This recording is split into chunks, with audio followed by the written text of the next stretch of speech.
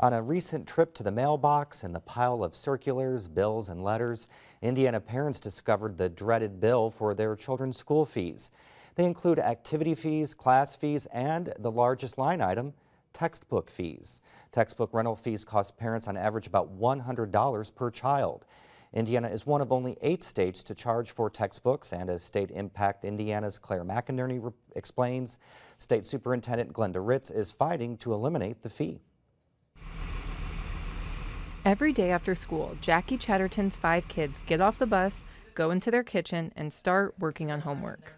This afternoon, 3 of the girls are using their school-issued iPads, workbooks, and traditional textbooks, all of which are paid for by Chatterton and her husband. Our textbook fee bills arrived last week in the mail, one per student, and the grand total is over $1,000 for all 5 of the girls. The higher the grade level, the higher the bill. That's on top of other school fees so her kids can be in band, play on the soccer team, and the $300 she spent on school supplies.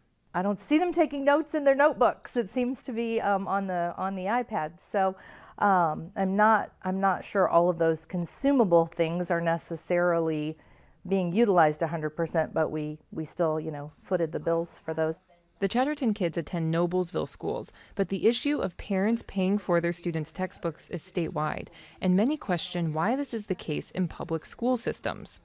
According to Kent Franson, a lawyer who has represented school districts for 30 years, the reason can be found in the state's constitution. It should be the duty of the General Assembly to encourage, by all suitable means, moral, intellectual, scientific, and agricultural improvement, and provide by law for a general and uniform system of common schools, wherein tuition shall be without charge and equally open to all. That one word, tuition, is what Franson says sets Indiana apart from other states. They have a constitutional provision in those other states that make it clear that not only is the tuition to be free, but also the books and other aspects of the education are also to be free. And since legally the state is only required to pay for tuition, parents get charged for everything else. Many of those fees include technology, such as iPads, and State Superintendent Glenda Ritz says the high cost of these items is creating a divide among Indiana schools. So earlier this month, she submitted her budget proposal and requested a 3% increase to help cover the cost of all textbooks for all students. It's all about equity. Students, no matter what school they go to, should have certain resources available to them, and we need to have equity wherever a student might attend. Right now, the state can only cover a portion of the textbook fees for students who qualify for free and reduced lunch. The 3% bump, which shakes out to around $70 million, would completely cover these kids and kids like the Chattertons. As the girls finish their homework before going to soccer, Jackie explains how paying the fees for 5 students is taking a toll. We don't typically vacation in the summer as a family, but we try to take advantage of spring break or fall break to take a trip, and we're not doing one of those this fall. The General Assembly will vote on Ritz's budget this coming session. Previous legislatures dating back to the 90s have addressed the fee but never voted to eliminate it. To tell us more about why that is, we're joined by reporter Claire McInerney. So what have they done?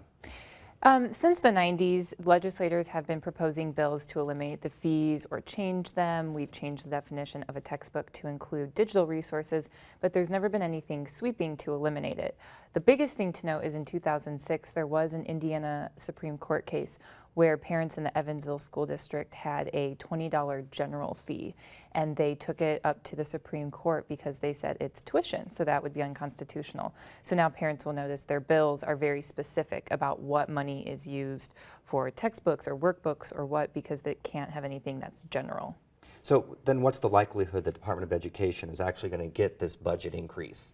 I talked to Luke Henley, who's the chair of the Senate Appropriations Committee, and he said without knowing what money is going to be needed this coming year, he can't say yes or no whether the Department of Education would get that funding.